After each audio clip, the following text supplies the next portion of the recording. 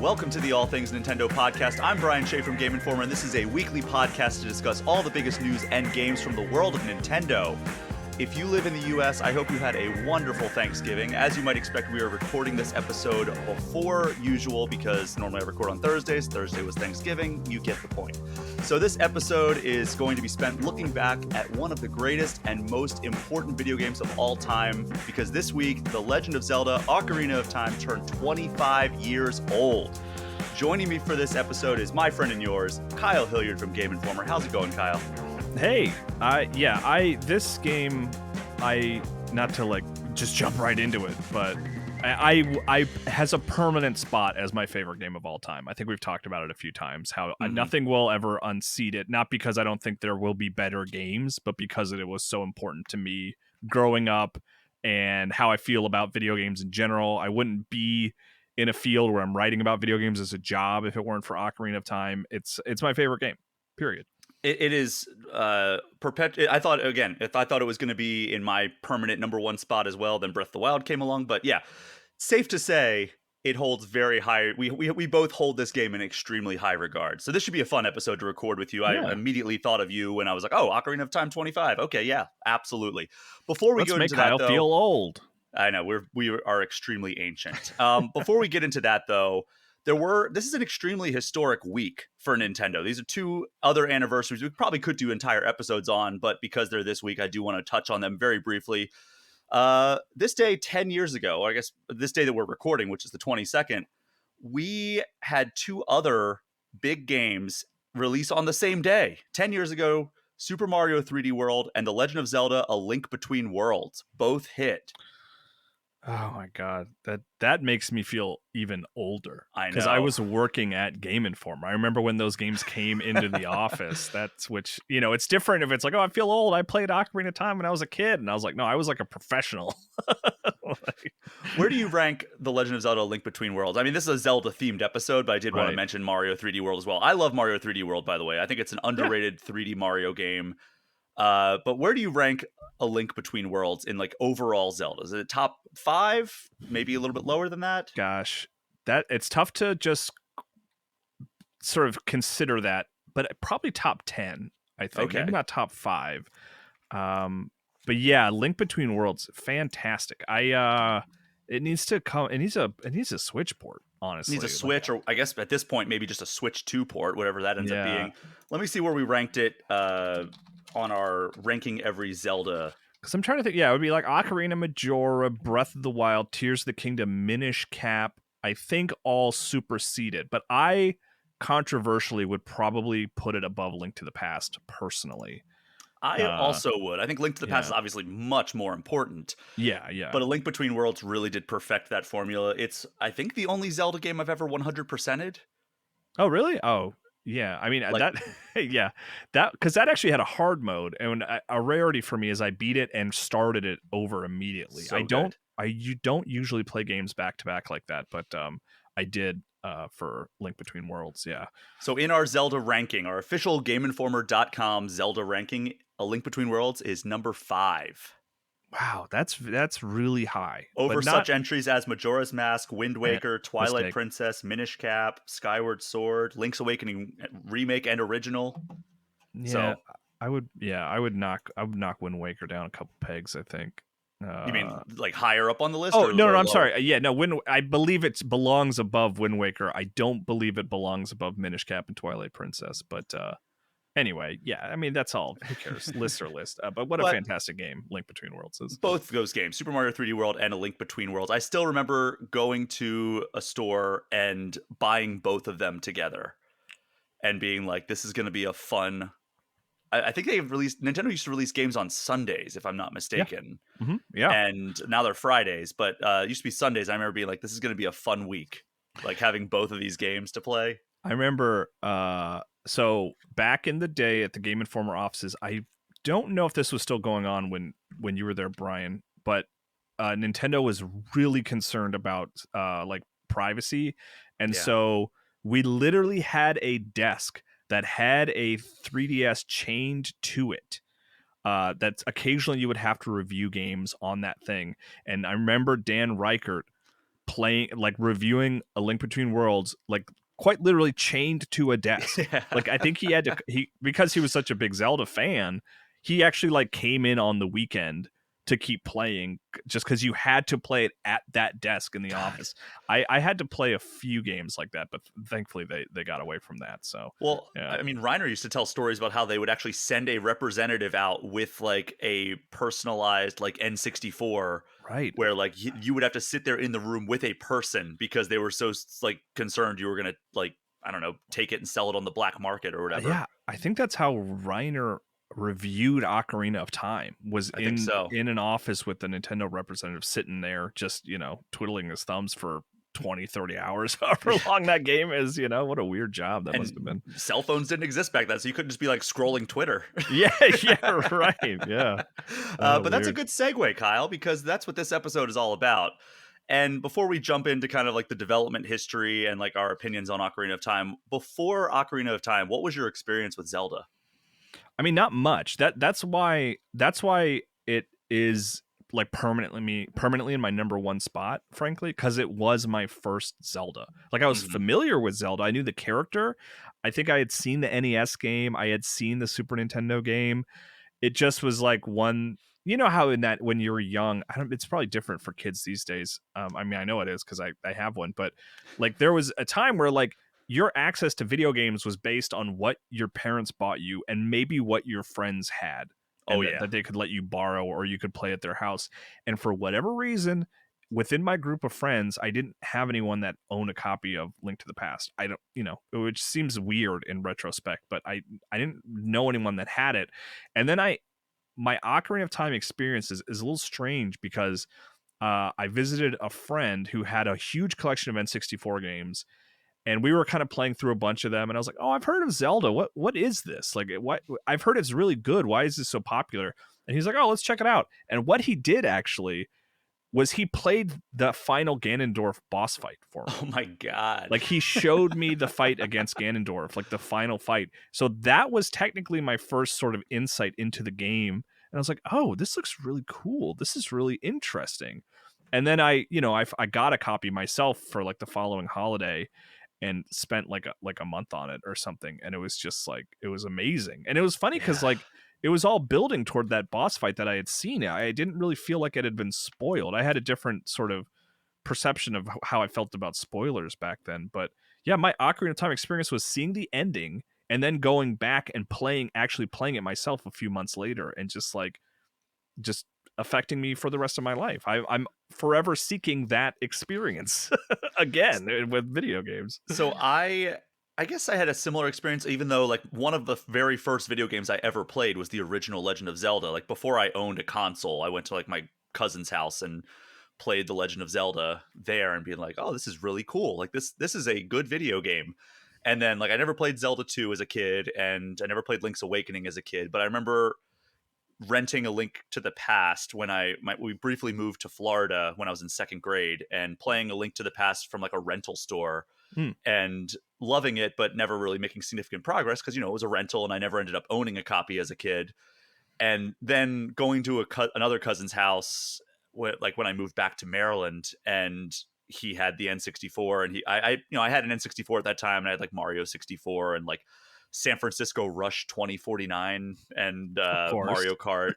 Yeah, the essentials. Yeah, And that game I was remember cool. all I remember is he had Ocarina of Time and Mario 64. Those are the two games he had, and he was like, I was like, oh, I know Mario 64. I've beaten that game.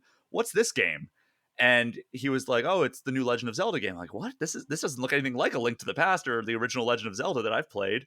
And I remember he was just running around Kakariko Village, and he was like going into houses, and like I was like, what? You can do this? And like this looks unreal. I mean, it was And really one of my first experiences of NPCs that wouldn't attack you. Like, yeah, honestly, I was like, where I was like, those aren't enemies. Yeah, it was weird. So yeah, that was kind of my experience, and I was like, oh, this looks really cool. I should check this out. And then I ended up buying a copy at some point. I think I went to like a Toys R Us and bought it, and obviously obsessed over it. And I remember I had trouble with the water temple, and I had to have like my cousin who had beaten the game already, the one that showed it to me in the first place, like come over and help me with it, because I think he was like 2 years older than me, so it was easier for him, and plus he'd already done it. But yeah, so let's jump into the development history here of this game. Development started around the same time as the development of Mario 64 and Mario Kart 64. And as you may recall, Mario 64 came out in 96. Mario Kart 64 came out in late 96 in Japan and early 97 in the US. So there was some, you can kind of get a sense for how long the development cycle is there. And I believe it was 2.5 years was the overall development time of Ocarina of Time. I have the notes there later on. And as is the case with a lot of these retrospectives, and you've been on a few of these, Kyle, I'll be referring to a few different Iwata Asks interviews because those are just gold mines of information. For Yeah. people who aren't familiar with that, the late Nintendo president Satoru Iwata used to sit down with these developers and just have like these casual conversations that ended up getting into like the most nitty gritty details you could ever imagine. He did for the release of Ocarina of Time 3D. He did a series, one with like half of the original developers of Ocarina of Time, one with the other half of the original developers of Ocarina of Time, another one with just the developers on Ocarina of Time 3D with Eiji Aonuma in all three of those, and then one final one which was just a one-on-one discussion with Shigeru Miyamoto. So it's like I spent my entire day yesterday reading through like 30 pages of just transcribed dialogue between Satoru Iwata and all these developers from like Nintendo in the 90s. Yeah, no, it's good. Yeah, I read those quite a while ago. It's been a while though. Yeah, there's a lot of really interesting information there. So this came out of this interview, like before development on Mario 64 and Ocarina of Time. Yoshiaki Koizumi, who has gone on to have a legendary career similar to that of someone like Eiji Aonuma, he was experimenting alongside Shigeru Miyamoto with remaking Zelda 2 using polygonal graphics on the Super Nintendo. Like, I'm assuming like they were like, hey, like Donkey Kong Country looks kind of cool on this thing. Like, what if we did this? Like, obviously they didn't say that directly, but like they wanted to use the polygon graphics similar to what Donkey Kong Country had For on the Zelda Super 2. Nintendo. Weird.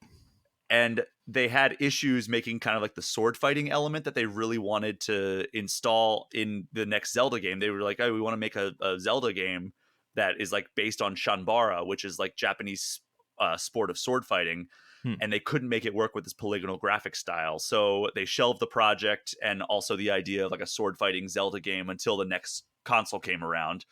So Toru Osawa, who was one of 5 directors on Ocarina of Time, he said that he also liked that idea of like sword fighting, and he wrote a script with that idea in mind. And then Miyamoto and Koizumi found out about this script, and they're like, "Oh, well, that's a perfect fit for what we were trying to do on the Super Famicom." And so they kind of all started working together. And Koizumi was actually the one that was working closest with Shigeru Miyamoto during this time on both Super Mario 64 and Ocarina of Time. And he said that the element that they struggled the most with was the combat element of Mario 64 because the axes just wouldn't line up properly at times.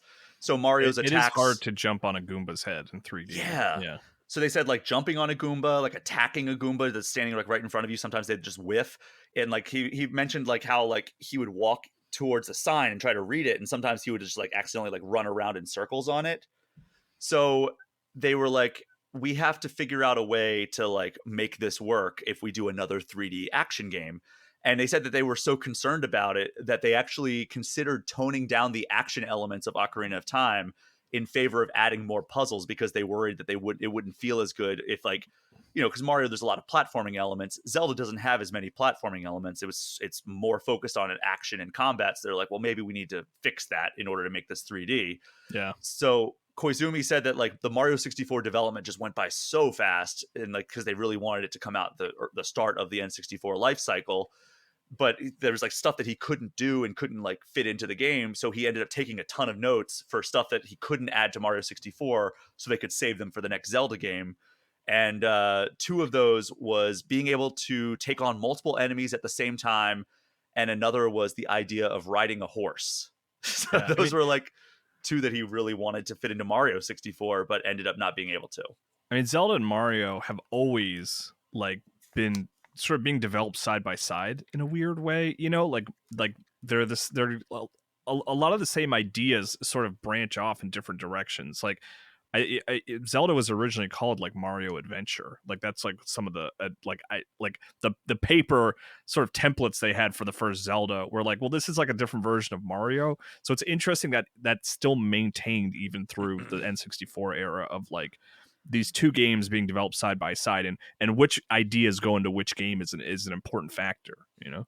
Yeah.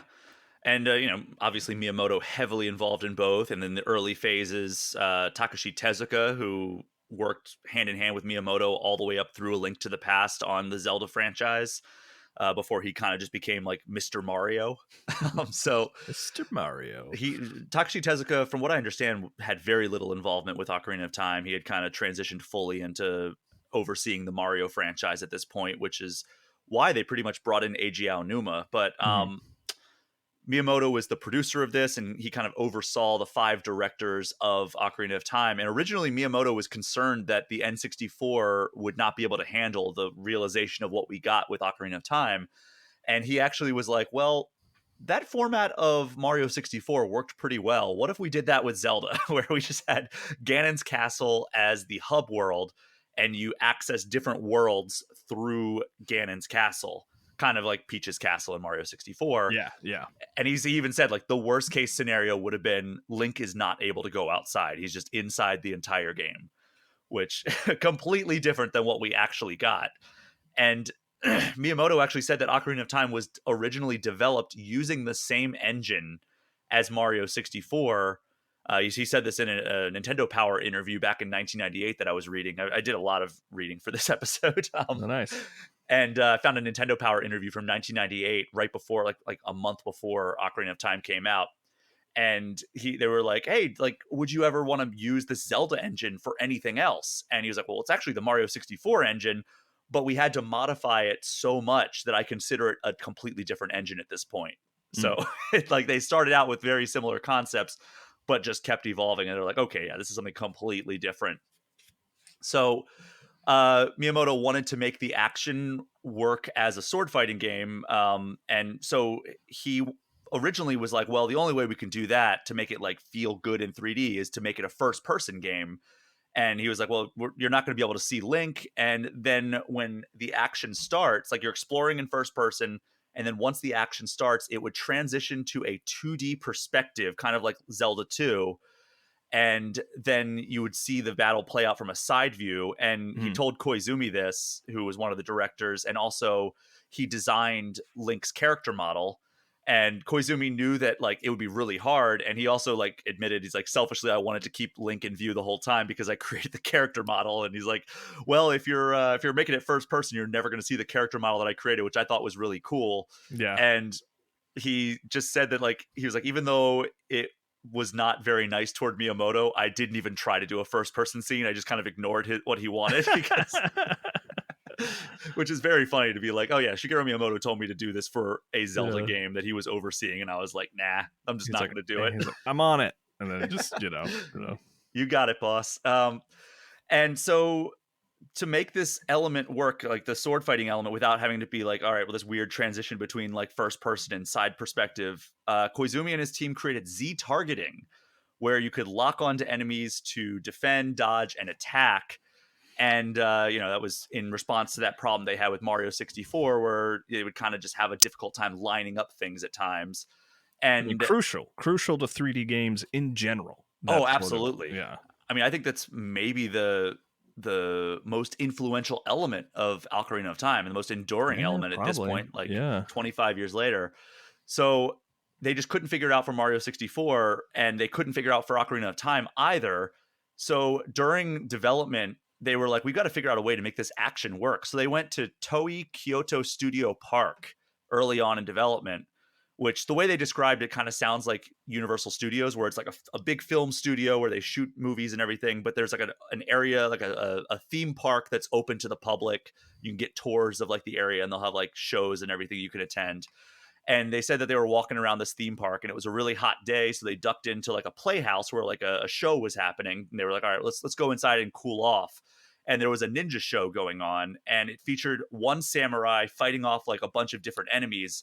And one of the sequences had him fighting a ninja, and the ninja kind of like had like one of those like chains with like a blade on the end of it, Hmm. and he threw that at the samurai, and the samurai caught it around his forearm and like kind of wrapped it around his forearm to trap the ninja, and the ninja held onto it and went around him in a circle, holding on to the chain, like kind of being tethered by the chain.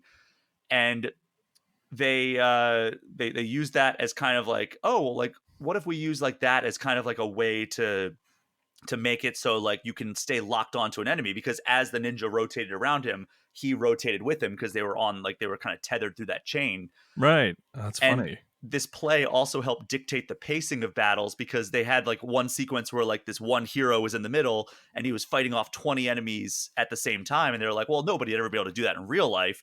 And what they realize is like in movies and like stage productions, they have the enemies kind of come at them in like this certain pacing where they like one after another, where it's like, all right, you defeat this one, then the next one comes in immediately.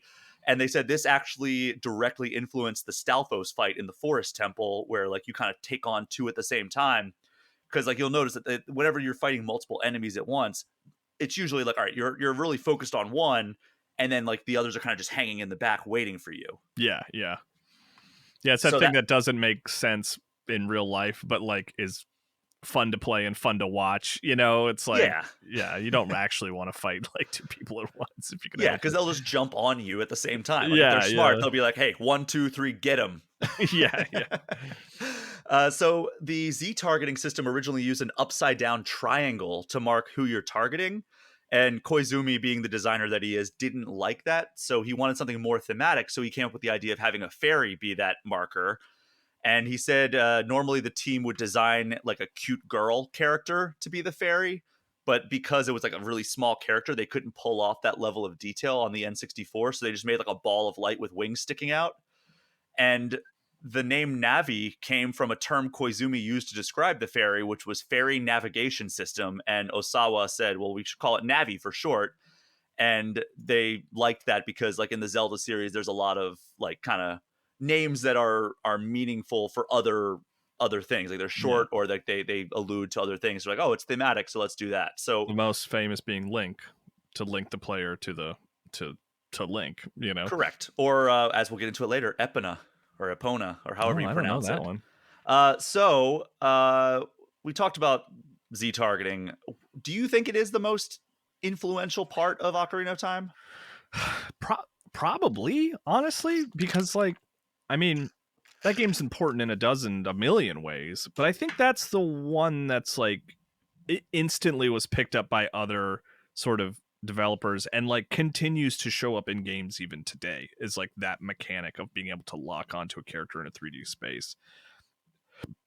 Excuse me, I'd be hard pressed to think of something else that was more ubiquitous at this Mm-hmm. point.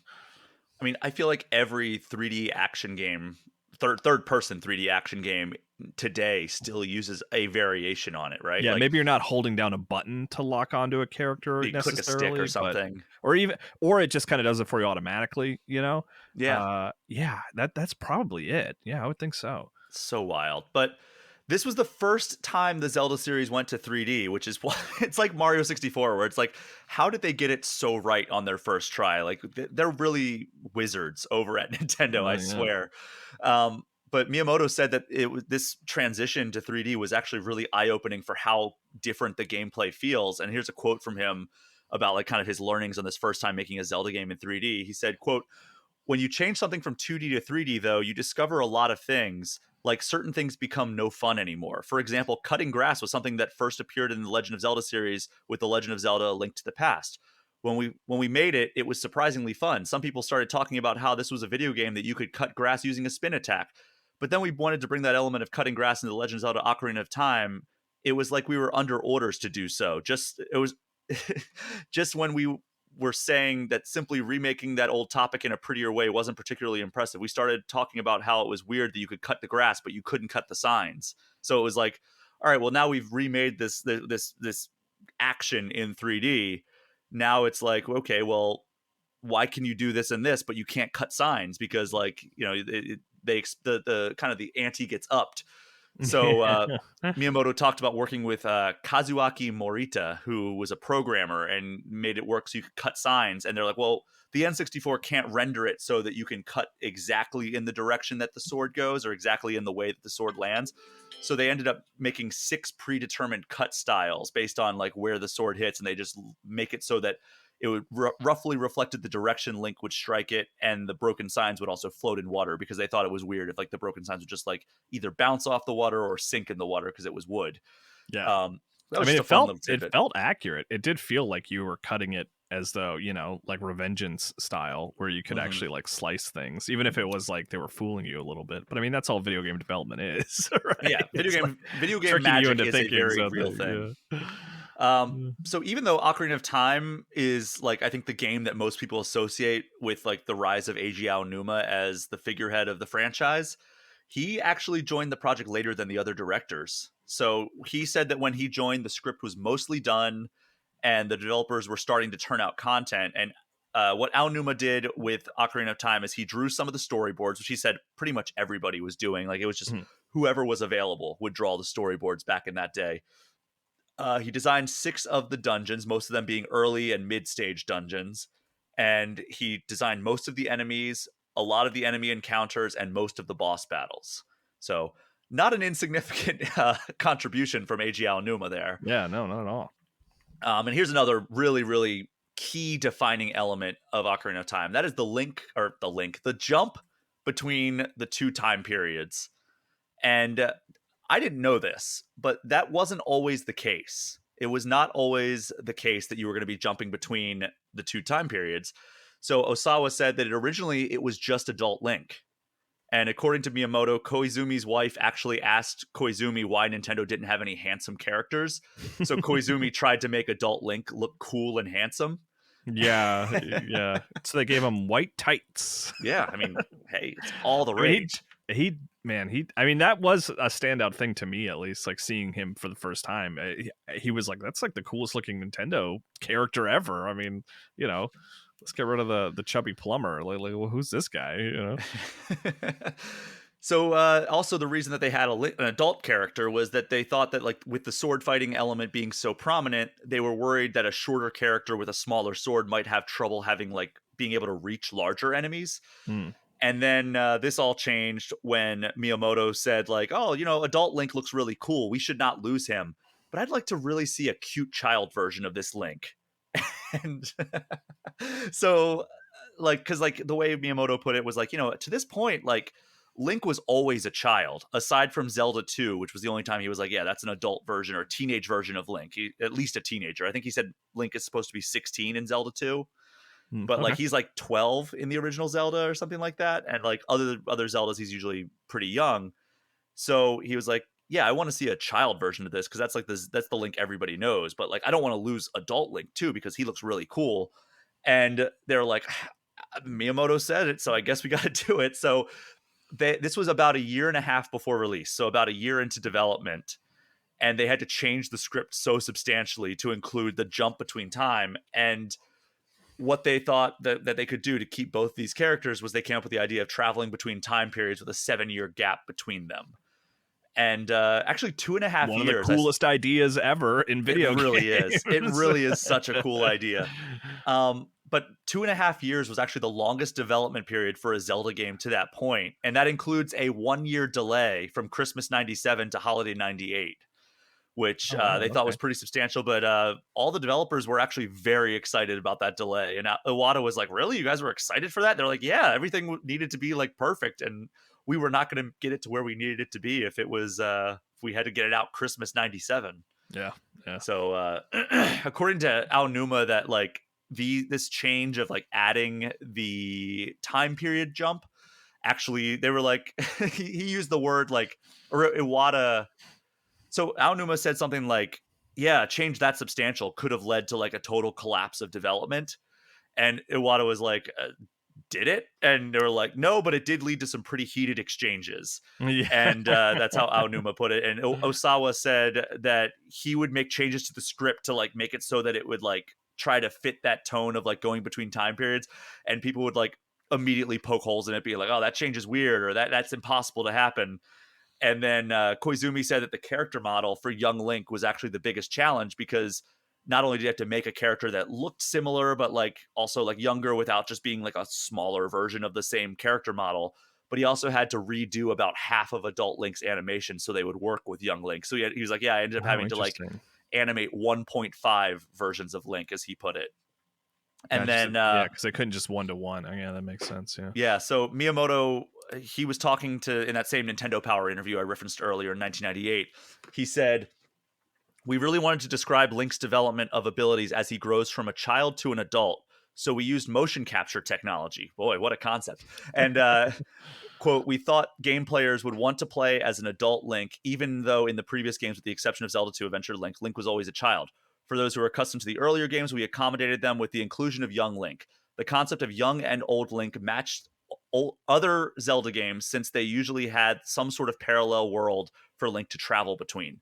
The parallel world in this case just happens to be a time shift, going back and forth between times. I thought that worked well with the overall theme of the Zelda games." And to pull this off, originally they thought they would need more space, so the development was actually originally planned for the N64 DD, the Nintendo Right. 64 disk The drive, expansion. Yeah. which was just a doomed peripheral that Nintendo wanted to put out for the N64 that let you play CD games on N64. And due to it taking longer, because like if you ever played a game on cartridge, or if even playing a modern game on a PS5 or Xbox Series X, that like load times off of a CD are substantial compared to like a cartridge or a game on your hard drive, especially an SSD hard drive. So because the cartridge didn't have any moving parts, but like an optical disc reader does, and the disc itself is moving all the time, it takes longer to retrieve the items from memory. And the game ended up running really poorly. Link didn't move properly. Koizumi got really frustrated with the disc version of it. He was like, I can't even move Link right. Like, he's like, what do you want me to do here? Like, Link doesn't run when Yeah. I want him to run. So they canceled the development of the DD version and moved it to a standard N64 cartridge that was double the memory size of a normal N64 cartridge. And Oh, okay. that let them load things instantly. And like, It is a heavier cartridge, honestly. Like if you hold it compared to other cartridges, it's heavier. yeah, it's I mean, it was a huge cartridge. I think it was like 32 megabytes at the time, which is My God. massive back in the day. Yeah. But here's an interesting thing that, like, I mean, it's pretty well known, but after the completion of Ocarina of Time, Nintendo did continue developing it, and they made a special version of Ocarina of Time for the N64 DD called Mhm. URA Zelda, which rearranged all the dungeons. So they were like basically new dungeons. But the N64 DD was only in production in Japan for 2 years, and it never made it over to the US because it was so like poorly selling that they were like, yeah, let's just cut bait, which is rare for Nintendo. Like, usually Nintendo is like, no, we're sticking with this. We're going to make it happen. And they did not for the N64 DD. Yeah. And they eventually released that rearranged version as Ocarina of Time Master Quest on GameCube, which I think was a pre-order bonus for or I guess you could get it as a subscription bonus for Nintendo Power originally, right? If you pre-ordered Wind Waker, you got it as well, which is like the craziest and best pre-order incentive ever, It frankly. very well may be. I think so. I Uh, think there were two. There was the Zelda Collection and Zelda Collector's Edition, right? yeah, one came with the Zelda GameCube, and it had Majora's Mask on it. And then this pre-order one for Wind Waker just had the two versions of Ocarina of Time on it, which I played Master Quest. I never finished it. I've always meant to make time for it because the 3DS remake has it Had as it. well. You have to beat the game first to access it, and that's another instance where like I started it, but I never finished the Master Quest version. Yeah. I never started it, actually. Yeah, I I just mean like the Ocarina of main Time thing so are well. the dungeons are just sort of rearranged to be a little Yeah. more difficult and different, which yeah, I would like to play it. It seems like they'll put it on. They should probably maybe they'd find a way to put it on Switch at some point. I think it as is. part of the N64 collection. I'm pretty sure that it's there. I Oh, think is that it? if you go Oh, into the Switch Online expansion pack, because they'll release like alternate versions of games, like yeah, here's a version of Smash Brothers with all the characters unlocked or whatever. Or here's like yeah, a Mario World save file basically that has like 100%, so you can play like the weirdo or the bizarro world or whatever it's called. But So speaking of like having a thing with more space, Nintendo Power in that interview asked Miyamoto if they considered using the N64 expansion pack, which was in development at the time for Ocarina of Time. And he said, quote, "It would have been more convenient to have used the memory expansion pack for Zelda, but it wasn't ready. Ocarina of Time was originally designed for the N64 disk drive in mind, and in the future we'd like to make use of some of those unrealized ideas intended for the N64 disk drive." So I'm wondering, because Majora's Mask, as many people know, was released with the expansion pack, I'm wondering how many of the Right. ideas of Majora's Mask were actually going to be used for for Ocarina of Time if they had more memory, because Yeah, he, like you could said, be. some of those unrealized ideas intended for the N64 DD. So, and like Yeah. as you know, also Ocarina of Time came out, and Eiji Aonuma immediately started work on Majora's Mask and did it in less like a year, right? Like that was the It's development insane. cycle. It's crazy how fast Yeah. they did Majora's Mask. It's Well, absurd. that is a funny little thing that when I interviewed Eiji Aonuma back in 2019 at E3, I was like, "So are you going to give yourself more time for this sequel to Breath of the Wild than you did to the sequel of Ocarina of Time?" And he's like, "Yeah, I learned my lesson." He looked in the eyes and he said, "I'm going to give myself more time than I have for any Zelda game, sequel or otherwise, that has ever come out." And he was right. He made he he made good on that. he did. So horse riding, Kyle. It's another one of those elements that was introduced in Ocarina of Time, and here were the weird, unexpected tidbits that I learned from reading about horse riding. Miyamoto really likes country music, it turns out. Yeah, banjo player. And also he likes westerns. Like he grew up on TV, Western TV, like westerns, like country westerns. Mhm. And that's why he wanted an emphasis on horseback riding in Zelda. And Koizumi came up with the name Epona because it is the Celtic god of horses and fertility. Oh, okay. And Miyamoto really wanted, the two elements he really wanted to include were mounted archery and one-on-one combat on horseback. But they could only achieve the mounted archery part of that. One of those didn't make it. Yeah. Yes. But mounted combat was an idea that Miyamoto wanted to stick with, so they eventually were able to include it in Twilight Princess. That's right. Yeah. And That was part of the reveal, was Link swinging his sword on horseback. Yeah. yeah, that's one of the key elements of that game. Yeah. And Aonuma said that Miyamoto also wanted Link to be able to raise his sword over his head, but the N64 wouldn't let him, so they kept that idea in their back pocket until they were able to implement it in Skyward Sword. What a weird specific thing. Yeah. I mean, it looks like, cool. yeah, the Wii Motion Plus allows us to finally pull that off. But I also, reading into like what Miyamoto was into back then, it turns out he also really loves Twin Peaks. Yeah, that's a big Nintendo recurring. That's all of Japan, I think. They just love Twin Peaks, man. And he said that inspired the kinds of characters they wanted to put into the game. He said that the show was less about the ins and outs of the story and more about the characters and their relationships. So he wanted to capture that in Ocarina of Time. Meanwhile, Takashi Tezuka has said the same thing about Link's Awakening. Twin Peaks was a huge inspiration for that as well. And, it was interesting because, like, in talking to it's fitting because when I interviewed Eiji Aonuma in 2019, I asked him, like, I thought, to me there was a direct comparison between the parallel worlds of a link to the past and the parallel worlds of Ocarina of Time.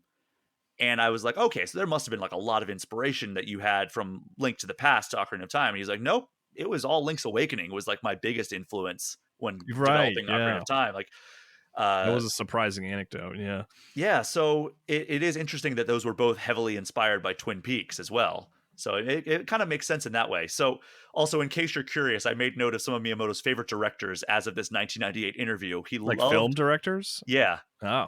So Steven Spielberg, he specifically mentions loving Raiders of the Lost Ark. Okay. Yeah. Alfred Hitchcock, Tim Good Burton, taste. Yeah. and John Waters. John Waters? Yeah. All right. The oddball of that group. Yeah. I mean, not that, like, he's a great filmmaker, but like it's not what you'd think someone who is like making ostensibly children's toys would be inspired by. I would love to because like Nintendo doesn't really talk about like outside inspiration as much anymore. Yeah, not much. Yeah. Like I remember Reiner, I think it was E3 2017 or 2016. He was telling me that like he was asking like Aonuma about Breath of the Wilds before it came out, like, what was your inspiration for this? And he was like, oh, like we talk to a lot of people. A lot of people are fans of anime, and he's just like, well, what anime are like you guys fans of? And he's like, oh, we just like a lot of anime. Like they just didn't want to name specific things. He just didn't want to say Princess Mononoke for some reason. I don't know why. And like but... when I asked like Takashi Tezuka a couple months ago, like, oh well, how do you feel about Mario and Sonic coming out at like the same week? And he's like, oh, we want people to enjoy 2D platformers, whether that's Mario or something else. or something else. So yeah, they don't really like Yeah. talking about other franchises that they don't own these days. So it's interesting to have him be like, yeah, Steven Spielberg, Raiders of the Lost Ark rules. Yeah. But yeah, so another element that was introduced in this game was auto jump. Right. And Yeah. Miyamoto thought of this during one of his days off, apparently. And the team thought that he was crazy because he was like, we're the team that created Mario, and you want us to like take away the jump button? So there was a jump button at one point, right? Well, they they thought about it, but I don't think they ever like officially implemented it. Yeah. And Miyamoto really liked the auto jump idea because it could allow the computer to determine the kind of jump that Link would do based on the land that was in front of him, which is why like if he jumps off a high ledge into water, like over a waterfall, he goes into a diving animation. Yeah. And also it would allow him to, when he lands, he poses in the right way. It's not just like, all right, you have to be ready for whatever action he's going to do next. It's like, no, it's automatically processing where he's going to jump and like how he's going to land based on the terrain that's in front of him. I mean, that was another one of those things that, especially like after growing up with platformers and N64 sort of making a name for itself with like Mario, it's like, this is a cool place where you jump in 3D. The first time I fully grasped that Link doesn't jump on command necessarily, that he will jump on his own, like over like gaps and stuff, I was like, oh, weird. Like it just felt wrong to me, but like obviously it like makes sense as long as once you spend enough time with it. Yeah.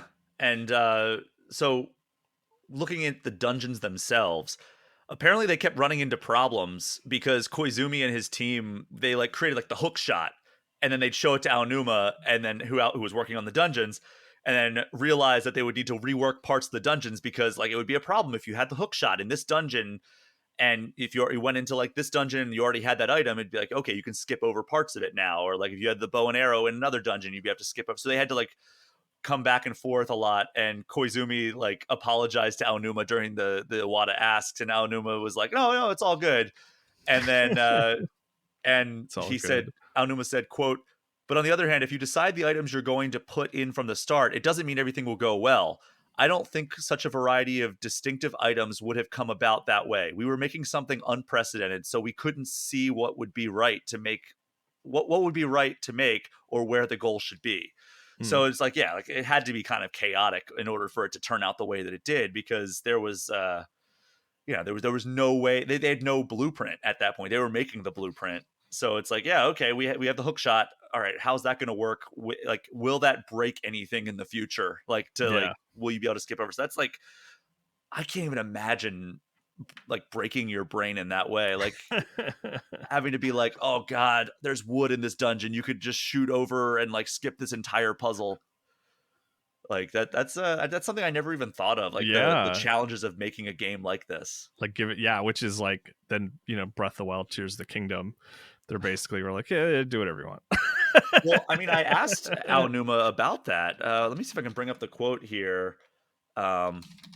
About like, how do you feel about people like finding out like ways to break your game? Yeah, I mean, I remember, I mean, you'll look up the exact quote, but I mean, they're very pro at this point. Yeah. Right? They're like, yeah, I mean, this is where we're making a playground for you to play in, and we don't really mind. Like the point is that you're sort of going around the back of things and figuring out how to do stuff on your own in an interesting way. So here are two back-to-back quotes from Eiji Aonuma that are pertinent to this conversation. So in the context of Tears of the Kingdom, I said, I know I completed several puzzles and scenarios in the game where I thought, was that the right way to do it, or did I cheat that? And what goes through your mind when you see somebody successfully complete a problem in a way you never thought of? And he said, when you think about people cheating is fun. And then he laughs. Said they like it. Finding a shortcut is They like it. enjoyable. People will look for an easy way to do something if they can avoid struggling. We want to make sure that that is something that stayed in the game. When thinking about games of the past that we've worked on where there was a puzzle to solve and only one answer, that's kind of the past way of developing games. Now I'm happy that we've arrived at this method of giving people a lot of options. And there are many answers to a single problem, and all of them could be potentially correct. I feel happy we've arrived at this type of development style. So that's interesting how they've evolved. And then I said, on that note, I think a lot of people shared the viewpoint that Ocarina of Time was kind of a starting point for one era of Zelda games, laying the foundation for several titles that came after it. Do you see Breath of the Wild as establishing the new blueprint for the foundation of the next several Zelda games for years to come? And his quote was, with Ocarina of Time, I think it's correct to say that it did kind of create a format for a number of Zelda titles in the franchise that came after it. But in some ways, that was a little bit restricting for us. While we always aim to give the player freedom of certain kinds, were certain things that format didn't really afford in giving people freedom. Of course, the series continued to evolve after Ocarina of Time, but I think it's also fair to say that now we've arrived at Breath of the Wild and the new type of more open play and freedom that it affords. Yeah, I think it's correct to say that it has created a new kind of format for the series to proceed from. Yeah, that's interesting. That's cool. So yeah, that was from my interview earlier this year with Eiji Aonuma and Hidemaru Fujibayashi, who's the director of Breath of the Wild and Tears of the Kingdom. But So I hope they don't abandon, the old ways, so to speak. I think they can both coexist. Hopefully, I think so too. I mean, I would also love to see a new 2D Zelda game or a top-down Zelda game. Hell yeah.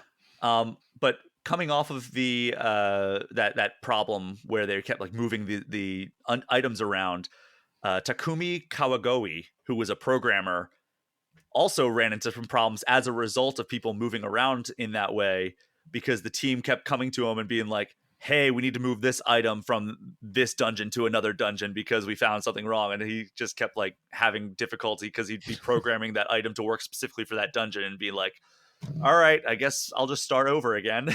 So it seemed like they had like kind of like problems with like one hand not talking to the other in a lot of different ways, but it just turns out there were 5 different hands because there were 5 different directors. Yeah. I mean, also I can't even imagine sort of moving from that old style of Zelda into 3D Zelda. I mean, it just must have been a nightmare to sort of upend the T table, The famous Miyamoto quote, or exactly. I guess the Miyamoto move. Who was it that said the upend of the T table? I think it was Miyamoto. Yeah, I was talking. Yeah, I don't remember exactly what the context was, but I know it's a Miyamoto thing, right? Yeah, where he just comes in and is like, nope, let's change everything, guys. Yeah. So first impression when you turn on the game, Kyle, it's a good one. Absolutely beautiful cutscene with Link riding Epona. Oh, I love that. Still gives me chills, man. That amazing that Koji piano Kondo coming in. Yeah. Oh my God, we're gonna cut to that right now.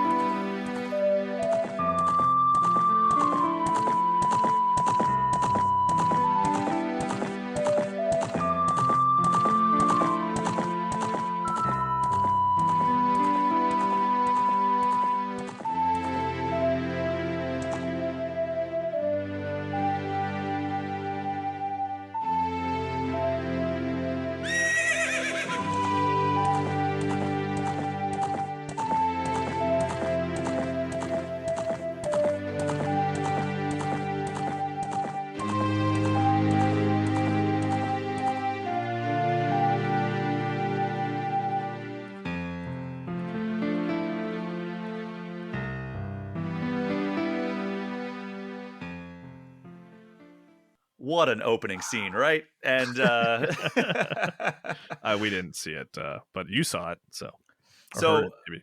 Kawagoe actually was the one that shot that scene, and he had to scour Hyrule Field to find a place that they could shoot that scene. And he was like, it was hard because there was just like we don't know how we weren't pre-rendering cutscenes. It was actually like gameplay footage. So like we had to find Yeah. like a spot that had like the right hill composition and everything.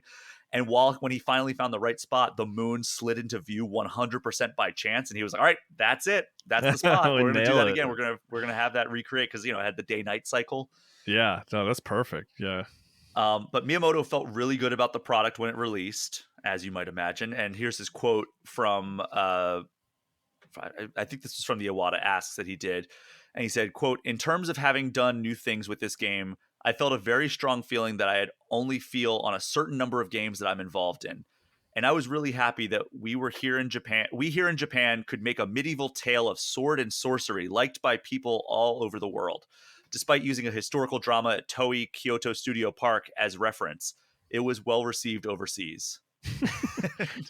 Well, I like that. That's like his big takeaway from Ocarina of Time is like, yeah, it was well received overseas. Well, I mean, I think at that time it was like, yeah, we're this team in Japan, and people on the other side of the planet liked it. That's crazy. Like, it's like, I oh yeah, know. that's like a lot of games now.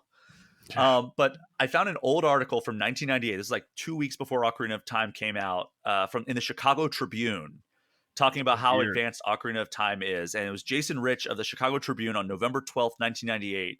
And it's kind of served as half interview, half review of the game. And here's a quote from the Chicago Tribune. It said, quote, "Supported by a development staff of more than 200 and a budget in excess of $12 million, Legend of Zelda Ocarina of Time, retailed $70, easily can be considered one of the most advanced games ever.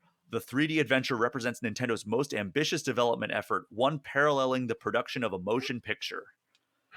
I know they loved that comparison back then to They the really to the did. movie industry. It's funny that it was a $70 game. It's Yeah. crazy. Same thing with Tears of the Kingdom. I know. It's so 25 years controversial. later. I just forget sometimes that it's like that $60 price point is kind of recent, Like yeah, I don't know. Well, it's like they went up, and then when CDs first introduced, because like N64 and SNES games, they could be expensive. Like there were some expensive cartridge games back in the 90s. Well, I see people will share old like Toys R Us catalogs and stuff, and you'll see like Super Nintendo games, and they're priced at like $79 and $90 and stuff, and it's like, oh, weird. I didn't know. I wasn't buying the games. I now understand why they were such a limited commodity. So in that same article at Chicago Tribune, Miyamoto said that his formula for success for this game and his overall philosophy, I guess at the time, I don't know if it's still true because this is, again, 25 years ago, Mhm. said 70% of the game should have to do with the objectives, while the remaining 30% should be about exploring and uncovering secrets. Something tells me that with something like Tears of the Kingdom and Breath of the Wild, that ratio has shifted a little bit. Yeah. And here's an interesting tidbit that I got from the Nintendo Power interview from earlier.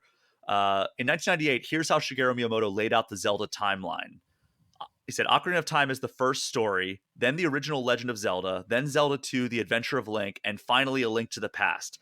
It's not very clear where Link's Awakening fits in. It could be any time after Ocarina of Time." When was that interview from? 1998. Really? I didn't think they ever talked about it before then. That's Right? so funny. That was my thought as well. And then that's one. If you look at that, those actually are in one of the timelines. That's in the Hero Defeated timeline. Yeah. But it's slightly out of order from the official timeline that we know now, because in that timeline, it goes Ocarina of Time to A Link to the Past, then several games that weren't yet released, like A Link Between Worlds and a few of like the handheld games, then Zelda 1, and then finally Zelda 2. So they bumped A Link to the Past earlier in the timeline, in the official timeline. Yeah. Oh, So weird. Interesting. That's a good that was an find. interesting tidbit that I found in that Yeah. Nintendo Power interview. By the way, that Nintendo Power interview had a lot of conversations about like, oh, what are you doing with like a Mario 64 too? And he's like, oh, I've had a prototype of like Mario and Luigi running around on my desk for like a couple years now. We just haven't had time to develop it, but we're working on it. Yeah, And I've then, heard like, those rumors. Yeah. asking about like, oh, what about this like all-star fighting game you guys are coming up with? What's that about? And he's like, oh yeah, it's probably going to be called like Nintendo All-Star Super Smash or something like that. And then he's like, yeah, it's going to have like, he's just sort of like naming like, it's going to have like, Mario and Samus from Metroid and Yeah, we're gonna make these crazy Pikachu. reveal trailers for new characters that are gonna be more popular than the game itself. It's gonna be wild. He's like, oh yeah, and like Captain Falcon from F-Zero is going to be in it. And it's like, imagine reading that in 1998 and be like, who? Yeah, right. Yeah. So I guess F-Zero was a lot bigger then than it is now. Yeah. I don't Kind know. of. Maybe. So we're the game's finally out now. Ocarina of Time came out November 23rd, 1998, and if you're listening to this podcast, you probably know it was a massive success for both fans and critics. Has a 99 on Metacritic, making it the highest scoring game in Metacritic history. Game Yeah. Informer, not a part of that. Gave it a 9.75 out of 10. Andrew Reiner, I think. Who gives a Zelda 975? Same score as Tears of the Kingdom, reviewed by Kyle Hilliard. But it won Game Informer's Game of the Year in 1998. It was also the second best-selling game of 1998 in the U.S. behind Pokemon Red, Blue, Green, Yellow. Obviously, Green not a part of that. Oh, that's cheating. That's 3 games. It is.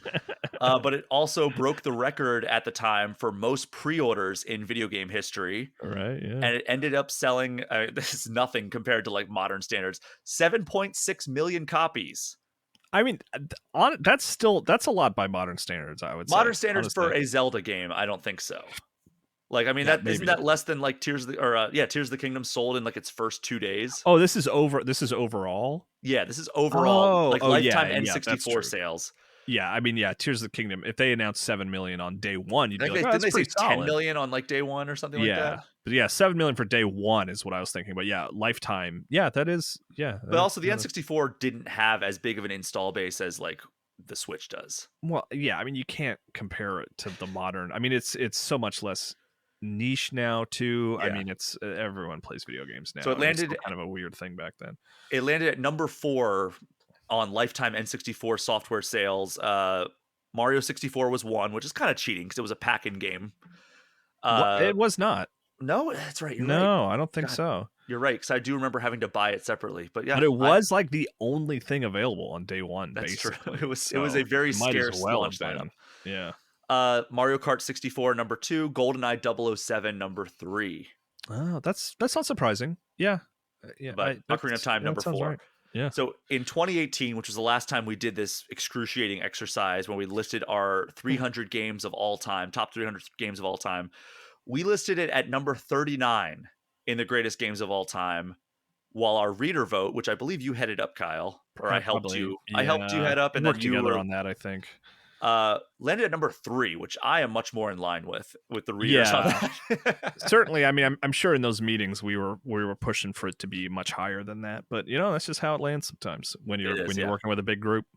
So in our Zelda ranking list, which I referenced earlier with A Link Between Worlds being at number 5, Ocarina of Time is number 2, behind only A Link to the Past, which is respectable. I would pump it. I would push it up to 1 myself. I know you would, because it's your number 1 game overall. So in 2011, 13 years later, we got a 3DS remake, Ocarina of Time 3D. How fast did you pick this up when it came out? The day it launched. I was there. Of course. I think I was still working at... No, I guess I wasn't working at GameStop at the time. But no, that was huge for me. I mean, that was like, absolutely... That's why I bought the 3DS, was to play that. I do remember distinctly going to a GameStop in Pittsburgh where I was living at the time.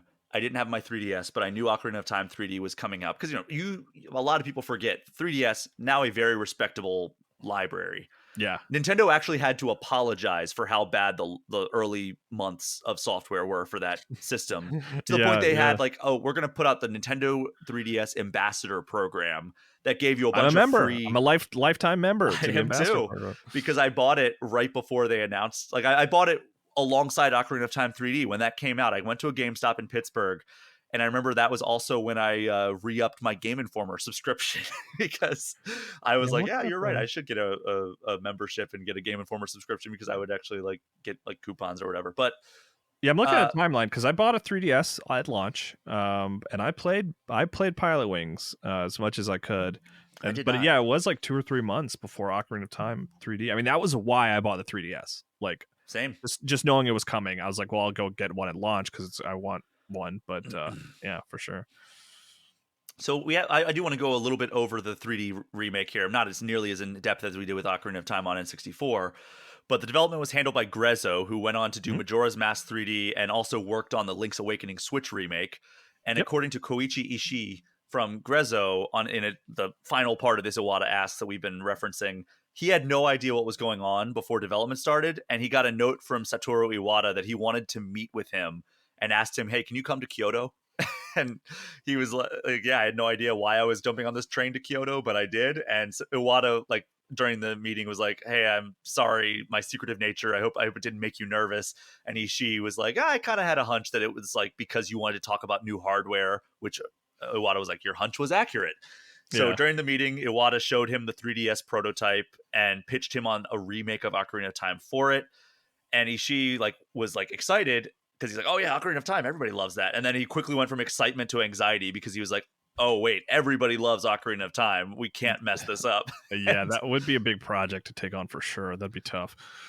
so it's a super faithful remake, but they did make some changes to modernize the game and make it work with the 3DS hardware. So obviously when they moved it to like the non-glasses 3D, like we've talked about Ocarina of Time as being a 3D game because it was a 3D plane, but this is actually like 3D like visuals. Like that was the key Stereoscopic. gimmick of Yeah. the 3DS. You could look at it and see 3D visuals without like 3D glasses. So when they did that, they actually noticed a lot of graphical problems that they had to address, and they also said that the increased frame rate of the 3DS was a challenge for them because it broke a lot of like the animations and everything. And the new frame rate made Ganon's battle actually feel weird because in Hmm. parts he felt really sluggish, but they didn't want to move him because they were like, it'd be really weird if like this giant beast Ganon battle, if he was like too fast or too swift. So they had to adjust it so it felt like players remember, even though it was behaving extremely different, like in the back end. Huh. Interesting. And then outside of the graphics, they said the biggest change was fixing the water temple. And Aonuma, he said, quote, "As I alluded to when I introduced myself earlier, I wanted to do something about the water temple. Everyone talks about it, so it's been a long-standing wish of mine these last 13 years."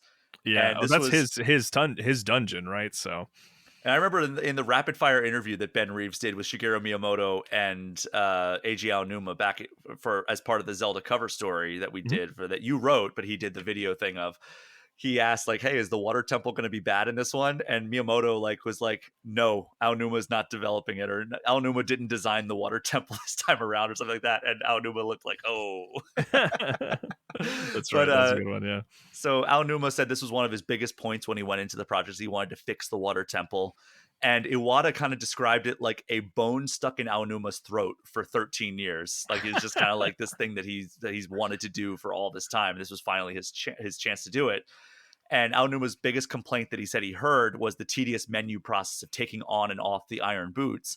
So they fixed that by including it as an item instead of equipment and allowed you to do it via the touchscreen of the 3DS. So there wasn't any need to go into the menu. And they Yeah. That's nice. also added some directionals on the wall so you could remember where you needed to go. And it's still not 100% fixed. It's still the worst dungeon in the game, but it's so much better in the 3DS version. Yeah, I remember my reaction at the time was like, "Oh, they didn't change it that much." Right? It's like I thought they would like overhaul it, but they really didn't. They just sort of tweaked it to make it a little easier to read, you know? Yeah, and it absolutely is better. But I wish that they put this version on the Switch Online, or like just put it Yeah. on, just sell it for $20, like upres it, make it Sell it so for the 50. I don't care. yeah, exactly. So this thing with like if you were on the Wind Waker retrospective that we did on this very show, Mhm. where Aonuma was talking in the Wind Waker retrospective, and he was like, "I was afraid to go play it because I'd be like critical of all of the things that I did back then." It's like we start thinking like, "Oh, I want to tweak this, I want to tweak this," Yeah. and Koizumi and Osawa said that they felt this with playing the 3DS version. They said they were afraid to play the 3DS version of Ocarina of Time because they knew that they would go back and experience their work 13 years later and be like, "Oh, we should change all this stuff. We should make this all better." Like because they have 13 years of experience now. That's like they know what they're doing. They obviously 13 years of making a 3D game past what they had when this game came out. So it's like they know like the best practices. There are best practices now. Um, so yeah, Ocarina of Time 3D came out June 19th, 2011. We scored it a 9.25 out of 10. Dan Reichert was our reviewer. I Mm, don't know what he's up to now, but he's probably no still out less. there somewhere. It has a 94 on Metacritic, so still a very well loved game. Yeah. Ended up being the 13th best selling 3DS game of all time, which I thought was a little low, but I guess there were a lot of very well liked and high selling 3DS games. Did it So beat Majora? I don't know if you have the list I handy. don't have the list handy. Okay, I'm yeah. assuming it did. Yeah, I don't know, man. I wonder because like the install base for 3DS was much bigger by the time it came out. It's just a weird footnote in Ocarina's sort of legacy because people be like I want a remake of Ocarina, and it's kind of like, well, they did one, and the reaction is usually like, well, I didn't play that one, or oh yeah, that one, like it didn't really make this huge impact. It So is I don't know why weird. though. I love that remake, and I would love it on Switch. Like even if they just Yeah. brought it forward, modern visuals, like not even modern visuals, like just No. upres the visuals that we had, or like I mean I'm saying it like it's easy. Like obviously any development Right. task is like it's always easier said than done. But I feel like a lot of the groundwork is there, and like I would love to see some form of that version on Switch because there are a Yeah. lot of. I don't want to dust off my 3DS. I don't even know where my 3DS is at this point. Throw Majora and Ocarina on in a package. The 3DS versions on Switch. I'd love that. Yeah. But along those lines, there's been a remake that we for years now, or a rumor that for years now that we'll be getting a remake on modern consoles. Well, what would that even look like if they wanted to do something beyond what we got with the 3DS version? Just modern. It would have like look closer to the Breath of the Wild, Tears of the Kingdom art, probably. Like I don't know what I would want from that really, honestly. I mean, for me, it's like the lowest effort is just like exactly what we got with the 3DS version. Just make it so it works on Switch with like HD visuals and like obviously only one screen. The pie in the sky wildest definition of it is take Hyrule Field and like all of its little like branching areas you can go off to and transition that into what we have now with the format of Breath of the Wild, where it's like Hyrule Field is just now this sprawling huge thing, but the story follows Ocarina of Time, but it's much more exploration focused and much more open. Yeah, Like that's my I pie in the sky. Like if they're gonna remake it, like just go hard with I that. I don't know. I'd want it to be more servile to the original. I think I because that Hyrule kind of exists in Breath of the Wild. Yeah. I mean, I mean, a lot of people Lon look at Lon Tears of the Ranch is Kingdom. there. Like it's you that I don't know. I guess I would rather have it more play on my nostalgia than sort of adapt it to their new style. I'd rather just have a new, Tears of the Kingdom Breath of the Wild sequel, or a whole new game, rather than try to sort of take the Ocarina square and put it in a round hole.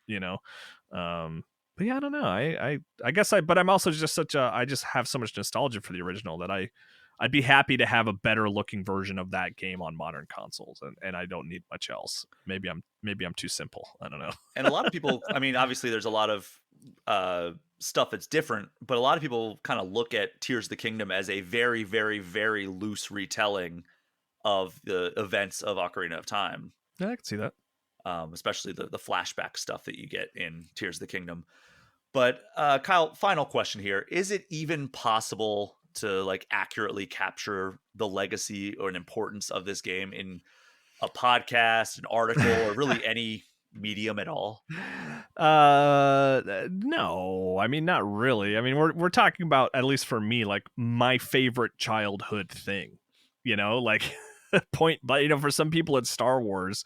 For me it's specifically the Legend of Zelda Ocarina of Time, so it's always going to be tough to sort of relitigate that, I suppose you could Yeah. say. But yeah, I love that game, and talking about it does make me want to go find a version to play through the Master Quest finally. I don't know the best way to do that, but yeah. I mean, I swear, I think there's something to that on the Switch Online. I'll have to go Maybe. check. Yeah. But Not sure. so we'll close on this. According to Satoru Iwata, I want you to tell me if you agree with this. He felt that Ocarina of Time established the essence of Zelda.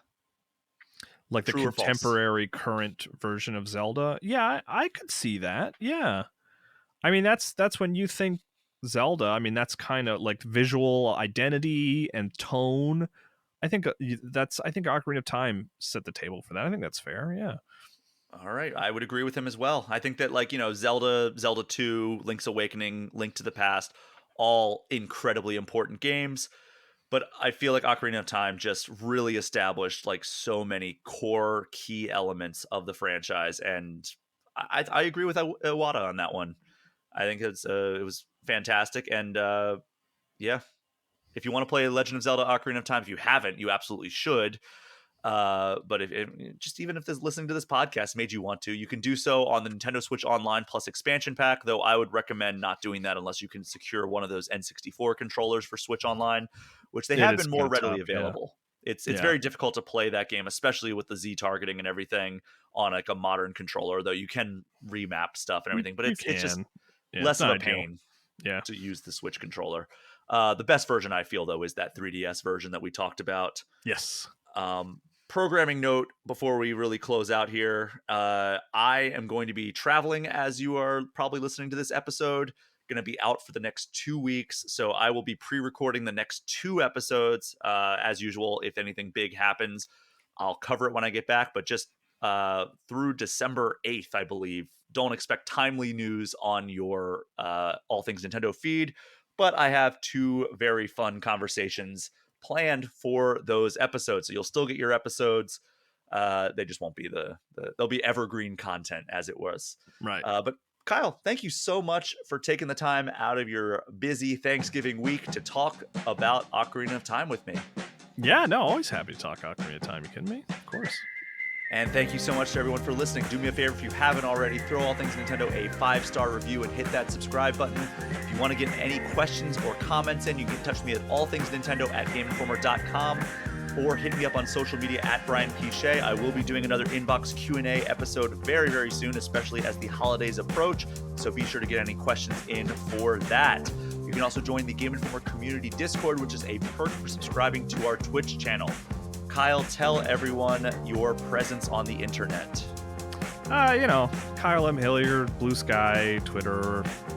I'm on TikTok too. Those are the places I post the most. Those 3, I would say. I thought you were Kyle Hilliard on Blue Sky. On Blue Sky. I mean, you're gonna find me. I'm not that hard to find. All right. Well, that is our show for this week. Thank you all again so much for listening. Take care. We'll see you next time.